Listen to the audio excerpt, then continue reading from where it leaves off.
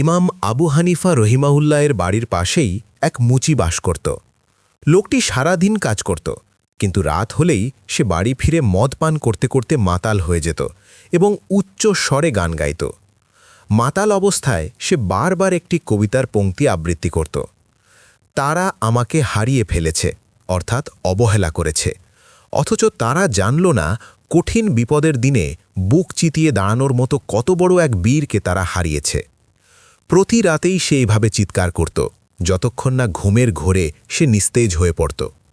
ইমাম আবু হানিফা রহিমাউল্লাহ সারা রাত ইবাদত ও নফল নামাজে মগ্ন থাকতেন, আর পাশের ঘর থেকে প্রতিবেশীর এই গান ও চিৎকার শুনতেন। কিন্তু তিনি কখনো পুলিশের কাছে অভিযোগ করেননি, বরং তিনি তার এই প্রতিবেশীর আওয়াজে অভ্যস্ত হয়ে গিয়েছিলেন। হঠাৎ এক রাতে ইমাম সাহেব লক্ষ্য করলেন পাশের ঘরটি একদম নিস্তব্ধ, কোনো গান বা চিৎকার শোনা যাচ্ছে না।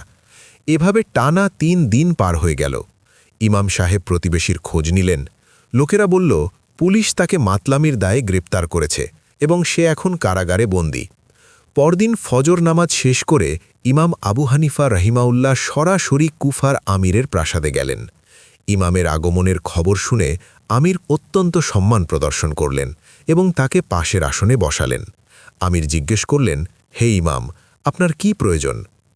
ইমাম সাহেব বললেন, আমার এক প্রতিবেশী মুচিকে পুলিশ ধরে এনেছে, আমি তাকে মুক্ত করতে এসেছি। ইমাম আবু হানিফা রহিমাউল্লাহের মতো একজন বিশ্ববিখ্যাত আলেম একজন সাধারণ মুচির জন্য সুপারিশ করতে এসেছেন দেখে আমির অবাক হলেন। তিনি বললেন, শুধু আপনার ওই প্রতিবেশী নয়, ওই রাতে যত লোককে গ্রেপ্তার করা হয়েছে, আপনার সম্মানে আমি সবাইকে মুক্তি দিচ্ছি। কারাগার থেকে মুক্তি পেয়ে সেই মুচি ইমামের পিছু পিছু আসছিল। ফেরার পথে ইমাম আবু হানিফা রহিমাউল্লাহ হাসি মুখে মুচির দিকে ফিরে তাকালেন এবং বললেন, আমি কি তোমাকে হারিয়ে যেতে দিয়েছি? মুচি মাতাল অবস্থায় যে কবিতাটি গাইত, তারা আমাকে হারিয়ে ফেলেছে, ইমাম সাহেব সেই কবিতার শব্দ দিয়েই তাকে প্রশ্নটি করলেন। মুচি লজ্জিত হয়ে নিচু স্বরে বলল, না ইমাম, বরং আপনি প্রতিবেশীর হক রক্ষা করেছেন এবং আমার সম্মান বাঁচিয়েছেন। আল্লাহর কসম, আজ থেকে আমি আর কখনো মদ পান করব না। সেই দিন থেকেই লোকটি মদ ছেড়ে দিল এবং তওবা করে ইমাম আবু হানিফা রহিমাউল্লাহের ইলমের মজলিসে নিয়মিত শরিক হতে শুরু করল। একসময় সে ইরাকের কুফা নগরীর একজন গণ্যমান্য ব্যক্তিতে পরিণত হয়।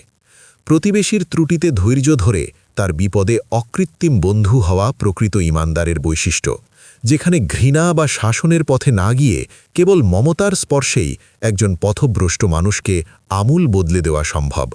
নিজের আভিজাত্য ও পদমর্যাদা ভুলে সংকটে সাধারণ মানুষের পাশে দাঁড়ানোই হল প্রকৃত মনুষ্যত্ব ও আধ্যাত্মিকতার শ্রেষ্ঠ পরিচয়। সূত্র সামারাতুল আওরাক।